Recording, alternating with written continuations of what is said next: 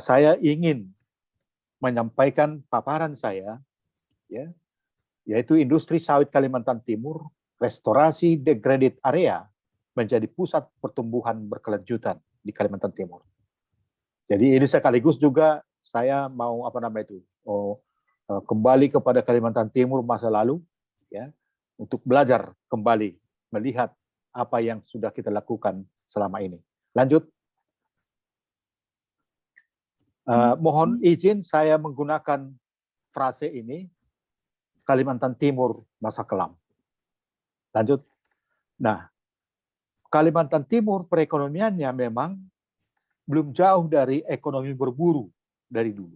Yaitu ekonomi berburu itu adalah perekonomian yang paling awal di suatu daerah, yaitu memanfaatkan tambang, ya, jadi pertambangan banyak, gitu kan. Kemudian juga logging, ya, nebang kayu, gitu kan. Itu dulu yang dialami oleh Kalimantan Timur. Sampai sekarang, ya, mungkin ekonomi loggingnya sudah makin sedikit, ya, tapi tambangnya juga masih tapi makin lama makin turun. Nah, ini yang tadi yang sampaikan oleh Mbak Risna, ini adalah sumber daya yang tidak dapat diperbarui, suatu saat akan habis. Karena itu jangan bergantung kepada sesuatu yang akan habis. Kita bergantung kepada yang dapat diperbaharui. Ini adalah masa kelam Kalimantan Timur. Dulu tahun 90-an itu mudah-mudahan Pak Profesor Awang Faruk masih dengar, gitu kan.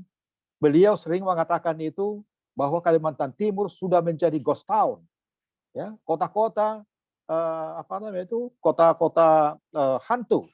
Kenapa? Karena ex tambang, ex logging itu meninggalkan barak-barak tradisional, barak-barak kemiskinan, dan hasilnya dulu itu dibawa keluar Kalimantan Timur.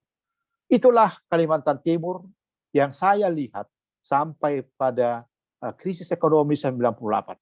Ya. Jadi Kalimantan Timur pada saat itu, terutama Kutai Timur yang saya lihat sendiri, itu kemiskinannya luar biasa, dan semak daerahnya penuh dengan semak belukar yang kita sebut sebagai degraded area. Lanjut. Nah, ini adalah bagaimana era logging di masa lalu mendegradasi sosial, ekonomi, dan ekologi daerah Kalimantan Timur. Dulu Kalimantan Timur itu adalah hutan, kemudian adalah usaha logging yang masif 70 sampai 90. Yang membuat Indonesia dulu adalah pemasok kayu bulat terbesar di Indonesia, di dunia, gitu ya, pada zaman itu. Kemudian terus begitu. Nah, akhirnya yang terjadi adalah degraded land. Kenapa? Hasil daripada eksploitasi sumber daya alam di masa lalu itu tidak direinvestasi kembali ke Kalimantan Timur. Itulah yang membuat Kalimantan Timur sebelum krisis itu mengalami apa yang disebut dengan degraded area, daerah-daerah tertinggal, daerah-daerah tersulir, daerah-daerah miskin. Saya adalah termasuk orang saksi mata yang melihat bagaimana pada saat itu, ya, kemiskinan di Kalimantan Timur. Lanjut. Nah, apa yang terjadi setelah Kalimantan Timur menjadi era sawit? Kita harus hormat kepada dua pemimpin Kalimantan Timur, Bapak Profesor Awang Faruk dan juga gubernur kita sekarang, Dr. Ihsan Nur, yang bagi saya lihat persis bagaimana kedua tokoh ini mempromosikan bagaimana investasi sawit di Kalimantan Timur. Ya, saya adalah termasuk orang yang berhutang kepada beliau. Ya, dan saya bangga punya sahabat yang memikirkan daerahnya seperti itu, yang tidak mau membiarkan daerahnya miskin. Nah, mulai tahun 2000-an, era sawit mulai secara lambat laun merestorasi sosial, merestorasi ekonomi, dan juga ekologi daerah Kalimantan Timur. Di mana titik restorasinya, nanti akan saya sampaikan pada berikutnya. Jadi, sawit datang adalah merubah degraded land, degraded area yang miskin dan terbelakang oleh pemanfaatan eksploitasi sumber daya alam yang masif, itu akan dibawa melalui perkebunan sawit, direstorasi menjadi kemajuan sosial, kemajuan ekonomi, kemajuan ekologi di daerah Kalimantan Timur. Lanjut. Nah, apa yang terjadi setelah Kalimantan Timur, ya, masuk kepada era sawit, ya, Kalimantan Timur menjadi salah satu daerah di Indonesia yang menjadi sentra kebun sawit terbesar di Indonesia. Top 5 kebun sawit, perkebunan sawit di Indonesia berhasil direbut oleh Kalimantan Timur. Dan itu aktornya adalah ya sawit rakyat, ya sawit negara, ya sawit swasta. Ya, ini Pak Deddy Nur ini adalah yang memimpin sawit-sawit swasta maupun negara, gitu ya. Itu kelihatan di situ, ya, bagaimana perkembangannya itu mulai dari awal, ya. Yang paling nyata itu adalah tahun 2000, kelihatan di situ di grafik itu sampai kepada 2020 sekarang ini menjadi top 5. Jadi banggalah Kalimantan Timur bisa merebut posisi 5 besar perkebunan sawit di Indonesia. Lanjut. Nah, ini produksinya juga yang menjadi basisnya memang di Kota Timur. Ya, ini saya katakan ini kampung saya karena ini adalah daerah yang sangat punya kesan kepada saya. Ya, karena dulu sering saya kunjungi di Kota Timur, bagaimana miskinnya dulu dari Kota Timur. Sekarang menjadi produsen CPO terbesar di Kalimantan Timur, Kota Timur, di mana Pak Isran Nur bupatinya juga dari sana dulu toh. Oke, kemudian ada Kutai Kartanegara, kemudian ada Pasir, kemudian ada Berau, kemudian Kutai Barat dan sampai kepada daerah lain. Kota-kota madya seperti Balikpapan dan Bontang juga ada, tapi nggak terlalu besar. Begitu juga di Samarinda. Lanjut. Nah, ini bukan hanya perkebunannya saja yang berkembang. Nanti Pak Deddy Nur nanti akan menyampaikan yang lebih konkret lagi. Ya, di sana juga dibangun pabriknya PKS. Ya, Kalimantan Timur punya PKS dengan kapasitas 2.576 ton TBS per jam. Dapat kita bayangkan itu bagaimana pabrik-pabrik yang mengolah sawit di Kalimantan Timur itu bekerja siang dan malam memutar ekonomi Kalimantan Timur. Kemudian ada kapasitas refinery. Jadi CPO kemudian itu diolah lebih lanjut menjadi beberapa kandungan minyak gitu, ya ada perlu refinery. Kemudian ada kapasitas biodiesel, ada biodiesel juga dikembangkan di Kalimantan Timur.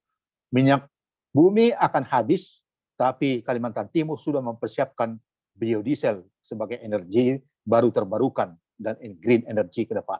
Lanjut. Hasil era sawit.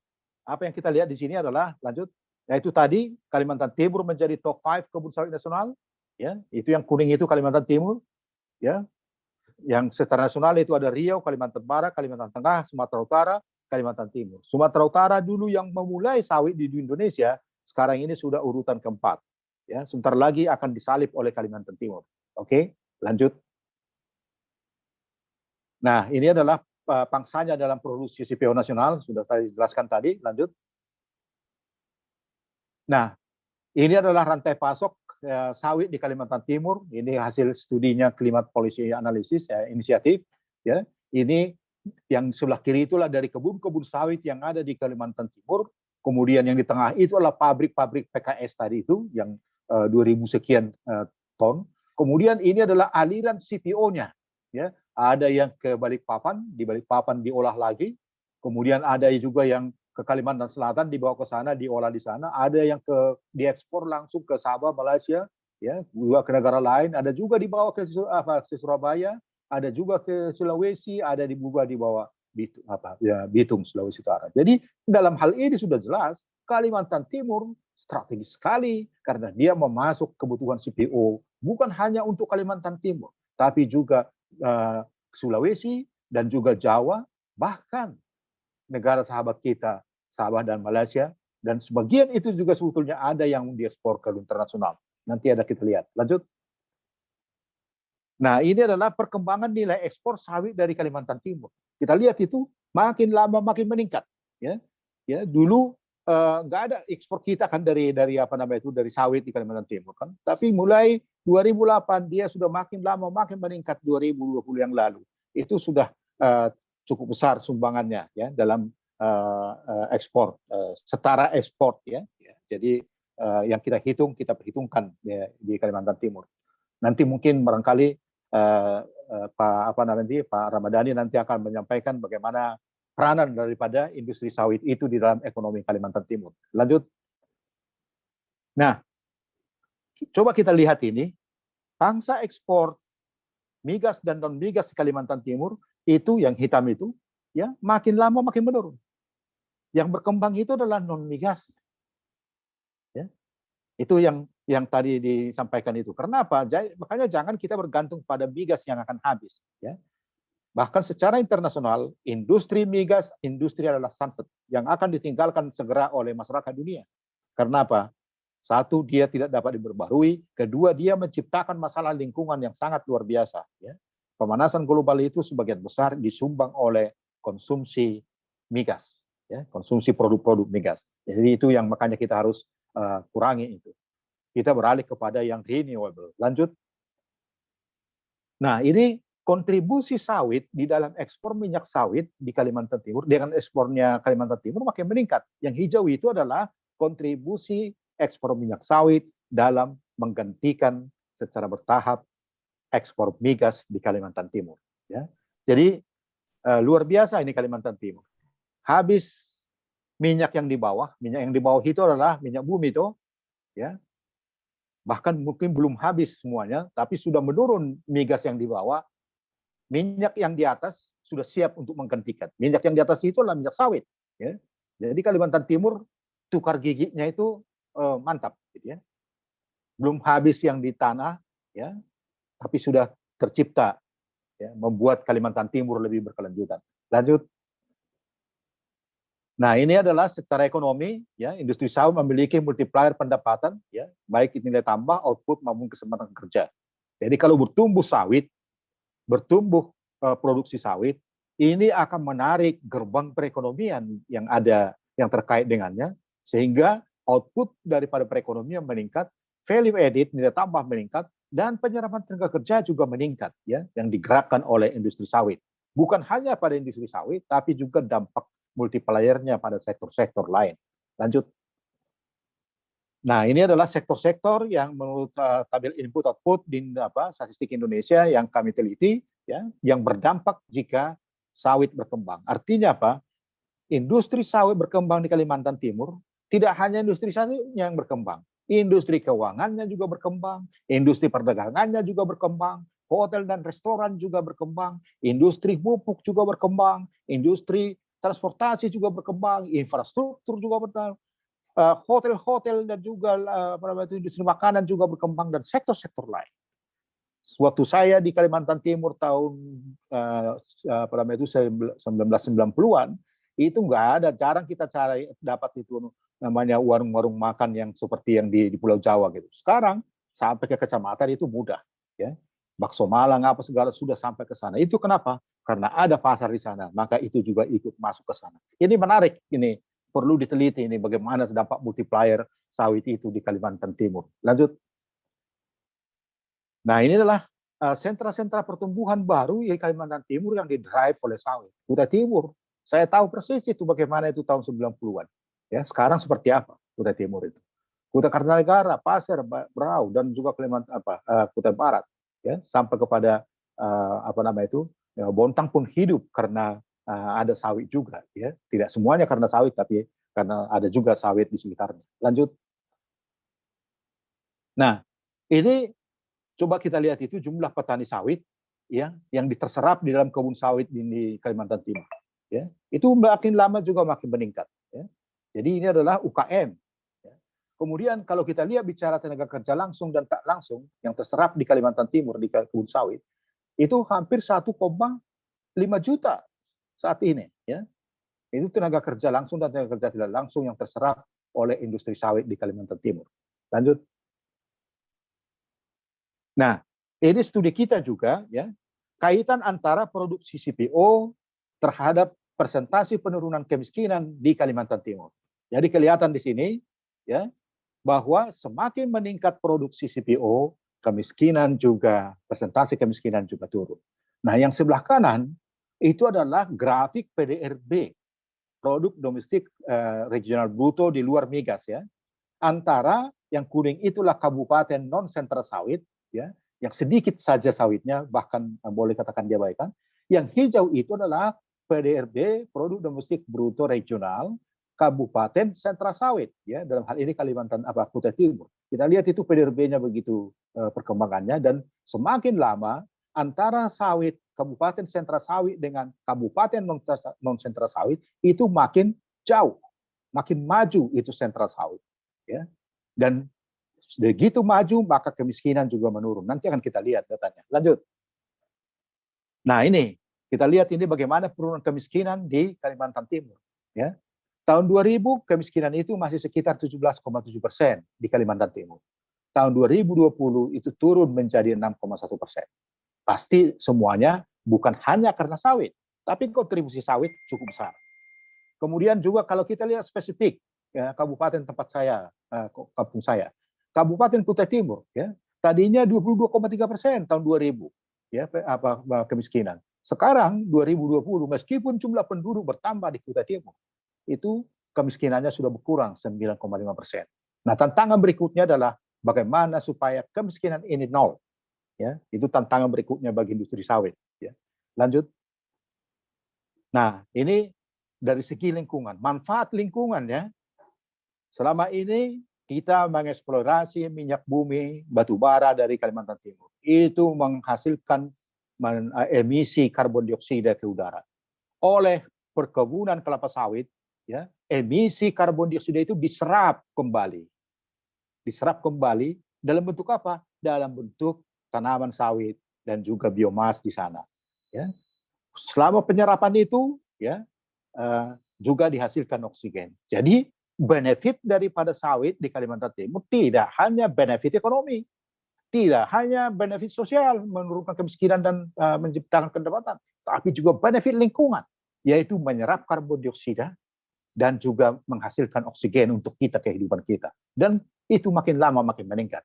Lanjut. Nah, tidak hanya itu, biomas yang tadinya habis karena dibawa keluar Kalimantan Timur, loggingnya dibawa ke sana, ya, biomas di dalam kebun sawit juga meningkat. Ya, ini kita lihat di situ bagaimana peningkatannya dari 2010 sampai 2020. Nah, akibatnya apa? Karbon stok di Kalimantan Timur juga makin meningkat. Nah, ini penting nanti ini waktu perdagangan karbon antar daerah dan antar sektor diberlakukan, ini akan segera diberlakukan, maka kita perlu ini data-data mengenai berapa karbon stok daripada sawit, berapa karbon dioksida yang diserap oleh sawit, ya. Jadi sampai hari ini kami meyakini perkebunan kelapa sawit itu adalah karbon sink, arti menyerap karbon, ya, sehingga kalau di perdagangan karbon nanti berlangsung, maka perkebunan sawit itu memperoleh dapat menjual karbonnya kepada pihak lain yang justru defisit karbonnya. Itu nanti akan datang beberapa tahun ke depan. Lanjut. Nah, apa yang harus kita lakukan di industri sawit Kalimantan Timur ke depan? Lanjut. 2 hal yang harus dilakukan. 3 hal, ya. Pertama adalah bagaimana kita meningkatkan produktivitas sawit yang ada. Saat ini Kalimantan Timur, perhitungan kami, nanti tolong dikoreksi nanti oleh Pak Dedi, 3,8 ton per hektar secara umum, ya, produktivitasnya. Nah, padahal varietas yang ada sebenarnya mampu 7,8 ton per hektar. Nah, ini tantangan kita. Bagaimana caranya meningkatkan produktivitas sawit kita dari 3,8 menjadi 7,8. Kalau itu bisa, maka putaran ekonominya akan makin besar di Kalimantan Timur. Yang kedua adalah perbaikan tata kelola, ya, kemitraan dan sertifikasi berkelanjutan. Terima kasih kepada teman-teman di GAPKI yang sekarang ini menginisiasi untuk membangun kembali kemitraan antara perkebunan besar dengan rakyat. Ya, kita tahu dulu juga sejarah sawit, kemitraan antara perkebunan sawit besar dengan sawit rakyat, itulah yang membuat Indonesia menjadi juara 1 produsen minyak sawit terbesar di dunia. Sekarang itu kembali lagi dikembangkan oleh teman-teman di di industri sawit. Nah, yang ketiga yang sangat penting ini adalah hilirisasi sawit. Tadi itu kan yang ke Sulawesi, ke Jawa, ke Malaysia, itu kan sebagian besar masih semi olahan kan, bahkan ada yang crude gitu yang dijual kan dari Kalimantan Timur. Kita mau kalau bisa gitu kan, inilah kerjasama universitas dengan GAPKI dan juga dengan pelaku usaha yang lain, itu bagaimana caranya kita supaya produk-produk yang keluar dari Kalimantan itu adalah sudah diolah dan dia bernilai tambah. Bisa melalui oil food, misalnya margarin, minyak goreng, cocoa butter substitute. Kaltim juga termasuk produsen daripada kakao gitu kan. Tapi ditambah lagi cocoa butter dari sawit, itu akan membuat Kaltim menjadi sentra kakao yang sangat coklat ke depan. Kemudian juga dari oleokunia, kita bisa bikin biosurfaktan, biolubrikan, dan produk-produk yang lain. Sabun, sampo, lipstick, semua produk-produk yang kita pakai setiap hari itu dihasilkan dari sawit. Nah, maunya di Kalimantan Timur juga ada pabriknya, jangan hanya di tempat lain seperti di Jawa dan juga di Sumatera. Kemudian juga biofuel, ya, biodiesel sudah dihasilkan oleh Kalimantan Timur, itu sangat bagus. Nah, kemudian berikutnya barangkali bensin sawit juga akan segera dihasilkan dari Kalimantan Timur, juga after sawit, gitu kan. Kemudian juga biogas juga bisa dihasilkan dari Kalimantan Timur dari sawit.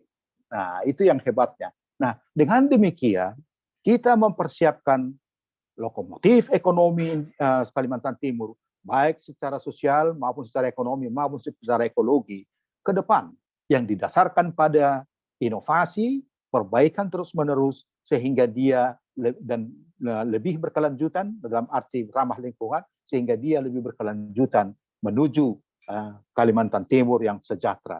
Terima kasih.